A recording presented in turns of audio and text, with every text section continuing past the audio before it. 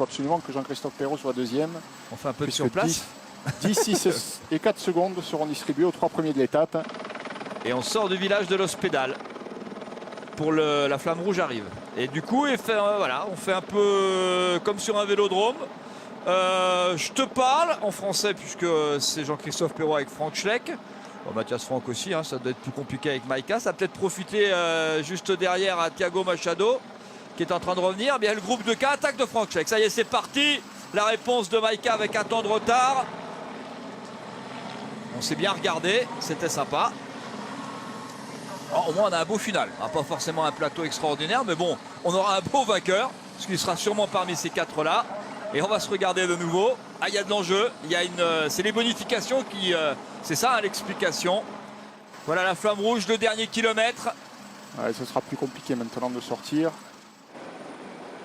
Machado va même revenir, va pouvoir participer au sprint et peut-être même Sepulveda puisqu'on est arrêté à l'avant. Si Sepulveda il a pas trop tapé dedans pour revenir. Il a tapé dedans. Ouais, mais s'il en a encore un peu sous la pédale, c'est le plus rapide de tous. Hein. Indiscutablement, ce serait bien pour l'équipe Bretagne Séché Environnement.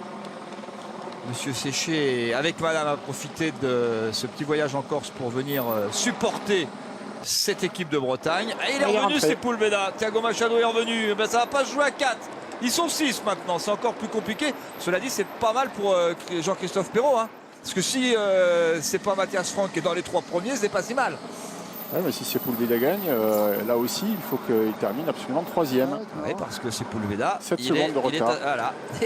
sur Perrault. Et ça fait beaucoup de problèmes. En le laissant revenir, bon, il a un adversaire de plus pour le sprint. L'ingénieur s'est calculé. Il y a Buyarmos qui rentre. Hein. Buyarmos qui va probablement rouler. Et Frank Schleck encore. Ouais, mais Mathias Frank qui sait bien qu'il doit obtenir la place pour gagner le général. Jean-Christophe qui fait l'effort. Jean-Christophe Perrault, Machka un petit peu loin. Thiago Machado, ça va condamner Sepulveda. On s'écarte du côté de Frank Schleck et du coup double accélération de Mathias Frank qui oblige Jean-Christophe Perrault à un gros effort. On vous le rappelle, hein, si jamais le Suisse gagne, Jean-Christophe Perrault est obligé de terminer 2e s'il veut gagner ce critérium international. Maïka, embuscade de Mathias Frank, Jean-Christophe Perrault. Alors c'est pas sa spécialité hein, ce genre de... Mais bon, c'est un bon coureur de contre-la-montre. Il se retourne. Il va gagner l'étape, Perrault.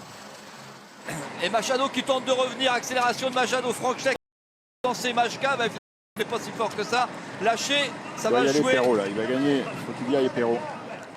Alors, il va gagner le critère international, Jean-Christophe Perrault, si on en reste là. Il aurait pu gagner l'étape aussi. Ah, il va peut-être essayer, c'est pas fini. Voilà l'arrivée qui se fait. La victoire pour Mathias Frank, le coureur suisse de l'équipe YAM, devant Jean-Christophe Perrault qui gagne le critérium international. Machado est 3e, Frank Schleck 4e, Machka est 5e.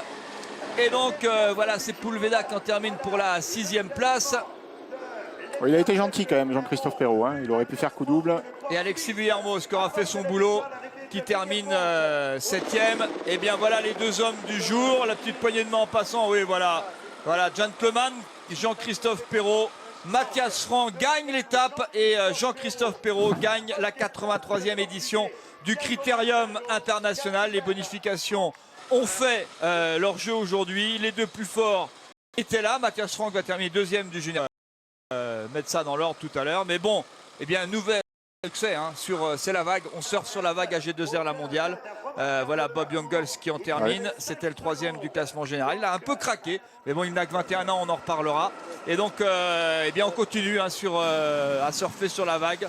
Il n'y a pas de vague là, c'est juste derrière l'arrivée, hein, ce petit lac, en haut du col de l'Hospédale. Et donc, après la victoire sur Paris-Nice, avec Carlos Betancourt, victoire au critérium international pour l'équipe AG2R la mondiale. Vincent Lavenu doit être ravi.